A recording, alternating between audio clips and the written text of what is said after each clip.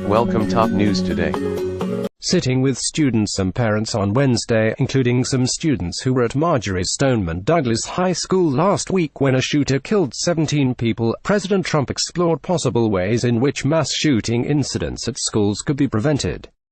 Among them, arming teachers. A lot of people are talking about it. It's certainly a point that we'll discuss, Trump said. But concealed carry for teachers and for people of talent, of that type of talent, so let's say you had 20% of your teaching force. Because that's pretty much the number, and you said it, an attack has lasted, on average, about 3 minutes. It takes 5 to 8 minutes for responders, for the police to come in. So the attack is over. If you had a teacher who was adept at firearms, they could very well end the attack very quickly. In the abstract, adding armed staff to schools does seem as if it could help curtail mass shooting incidents. Not prevent them, mind you. Even Trump's aim in that quote is ending mass shootings faster, not preventing them. That difference echoes a report prepared by the National School Shield Task Force in 2013. That document, funded by the National Rifle Association, similarly argued that incidents in which other armed individuals had been able to confront school shooters resulted in fewer deaths. It's worth considering, though, what Trump is proposing. What does it mean in economic terms for 1 out of every 5 teachers to be prepared to engage with an armed individual intent on murdering students at a school? Or, if you prefer, a proposal from former House Speaker Newt Gingrich to hire 6 to 8 guards to patrol every school.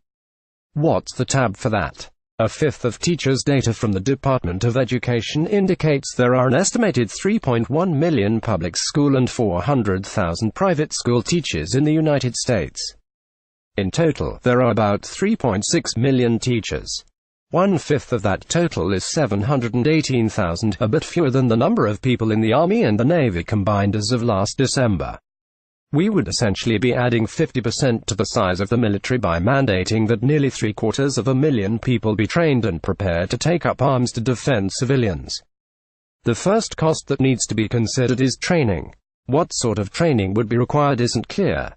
Do we want to simply teach the teachers how to target an individual and fire a weapon? Or do we want something more expansive? Let's say we want the bare minimum, just enough to pass the safety requirement for gun ownership. In Maryland, there's a company that will charge you $100 for the training. The cost, then, would be about $71.8 million for all of our teachers. There are groups that offer training specifically for teachers facing active shooter scenarios. One is the Ohio-based Faculty Administrator Safety Training Emergency Response Program FASTA, run by the Buckeye Firearms Foundation. Its program is free for teachers, funded by corporate and individual donors.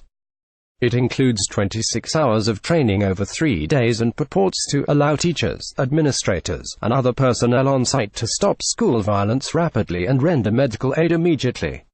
In an email to The Washington Post, the group's program director, Joe Eaton, said that the cost of the training is about $1,000 per trainee. It covers more than just a scenario in which a shooter is on campus, mind you, but that is part of the program.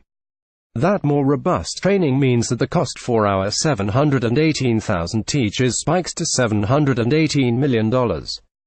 There would almost certainly be some efficiencies of scale that would come into play here. Systems would be developed to train teachers quickly and at less cost, but the figure would still likely run into the hundreds of millions of dollars.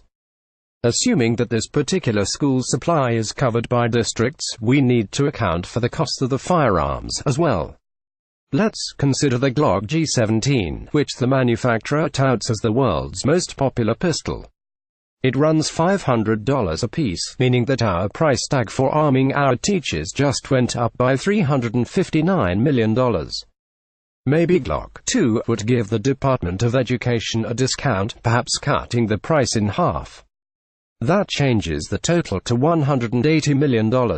Our grand total, if we assume the cheapest training and the discounted Glock, we're at $251 million to arm 718,000 teachers. If we instead assume the full price, more expansive training in the full price firearm, the tab creeps past $1 billion. Update: at about the same time this article was published, Trump took to Twitter to explain his comments. If the schools are providing only the guns and not the training, the costs obviously come down, though it seems likely that you would need to either recruit a lot more military veterans to teach or train a lot more teachers to shoot in order to reach Trump's 20% density goal. It's also worth noting that giving teachers concealed guns doesn't seem to conflict with give teachers guns. 6 to 8 guards. What about Gingrich's proposal? How much would that cost? As of the 20,132,014 school year, there were about 132,000 public and private schools in the United States, including about 24,000 public high schools. 6 to 8 guards in those schools means between 791,000 and 1 million guards in place, a bit lower than the size of the armed forces. To figure out a cost of guarding those schools, we need to know how much those positions would cost. A 2013 analysis of adding armed guards to schools completed by Professor Ned Hill of Cleveland State University estimated that school resource officers would run between $75,000 and $97,000 annually. That's about $80,000 to $103,000 today. The cost of those officers, then, would run between $63 billion, 6 guards per school at $80,000 a year, and $109 billion, 8 guards at $103,000. Let's assume, though, that we don't need as many guards in non-high schools. Still some, of course. Since 2000 there have been at least 61 shootings at elementary and middle schools in the United States, in addition to at least 68 shootings at high schools. If we weight the number of guards needed toward older students, we need between 367,000 and 490,000 guards, and the range of costs ends up between $29 billion and a bit more than $50 billion. Hill's analysis, incidentally, estimated that fewer guards were needed, about 156,000 total, and calculated a price tag of between $12 billion and $15 billion annually. Other considerations. This is also not a comprehensive look at the costs involved. There's ammunition, for example, and the costs of annual training programs are hiring new teachers and guards. And, of course, there's insurance. Insurance rates increase when armed guards are hired. Why? In part because the risks of accidents also increase. When insurers evaluate the use of armed officers, they quite often see risks outweigh the benefits for the average company or organization. Tori Brownyard wrote for Security magazine in 2013, risks that have a significant impact on both the availability and cost of insurance coverage. Some insurers recommend against armed guards entirely. The added cost is hard to estimate without knowing what schools currently pay, but the increase would likely not be minimal. What none of the figures above include is the psychological cost of arming teachers. After Trump's statement was reported, some weighed in on social media. Certainly some teachers would embrace the idea of arming and preparing themselves faster as a steady stream of clients, but many wouldn't. Others noted that schools are already strapped for resources, and questioned whether adding firearms and training to the mix made sense. Remember, these costs would ultimately trickle down to taxpayers.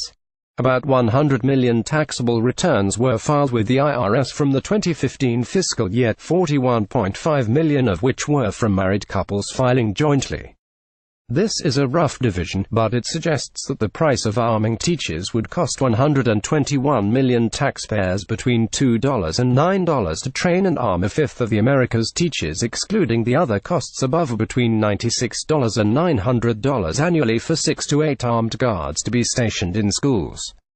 To prevent what, despite the attention these tragedies receive, are still happily rare incidents. This article was corrected with the proper figures for the number of teachers.